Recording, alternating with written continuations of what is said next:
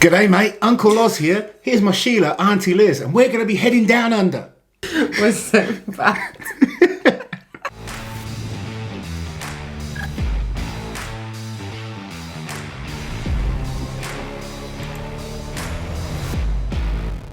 Right, enough of that nonsense. That was all Auntie Liz's idea.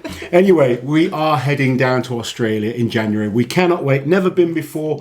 And the reason we are going there is for Australia's Strongest International, the biggest strongman competition that has taken place in Australia since the demise of the Arnolds a few years back.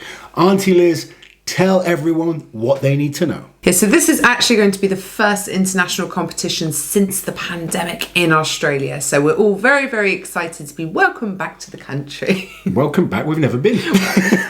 Some other people might have been. After that intro, I won't be let in. No, that was offensive. So this is a whole weekend of strongman competitions. In the daytime, they're going to be doing weight class competitions that cover all weight categories, and they're also going to be doing the first ever Clash Down Under.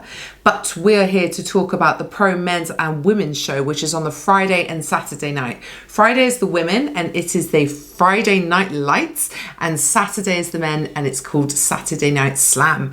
The athletes are all going to be doing the same events. We have the events, so we're going to talk about those, and we also have the athlete lineups. The events, it's quite funny. This competition has been in the works for a long time.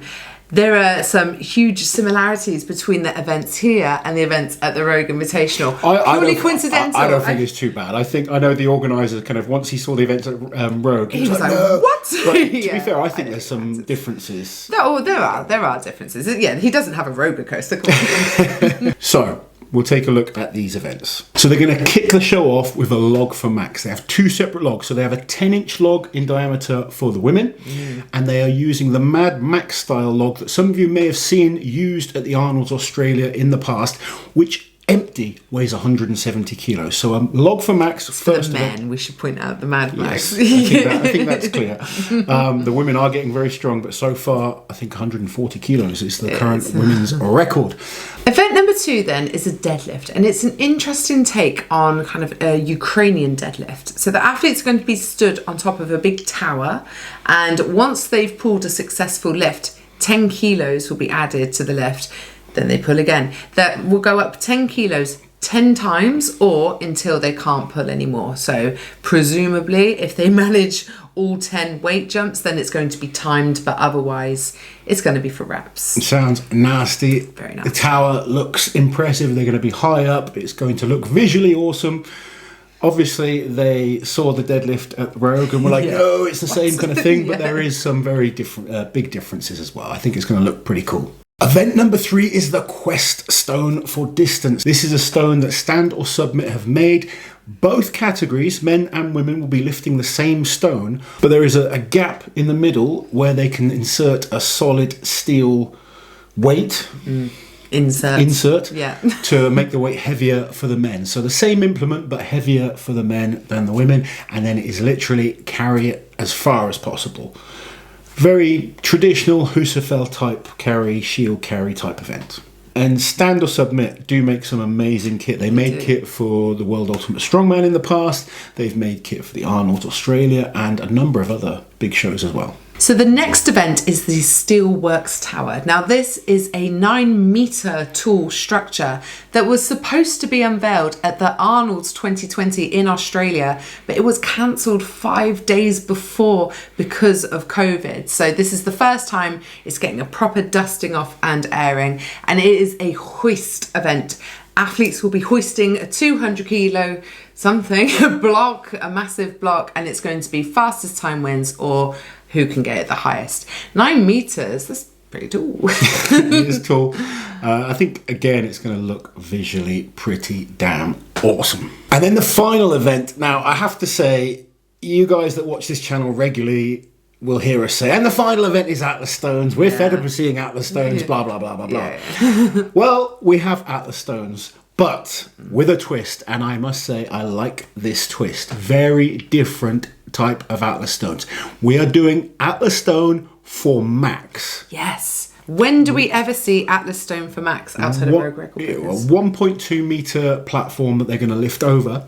The stones start at 50 kilos and they have a 300 kilo stone and they go up in 10 kilo jumps.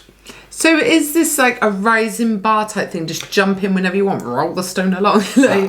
I'm guessing so. I'm guessing more like a deadlift competition for Max, where you have an opening weight. So I'm guessing the men are going to start heavier than 50 kilos.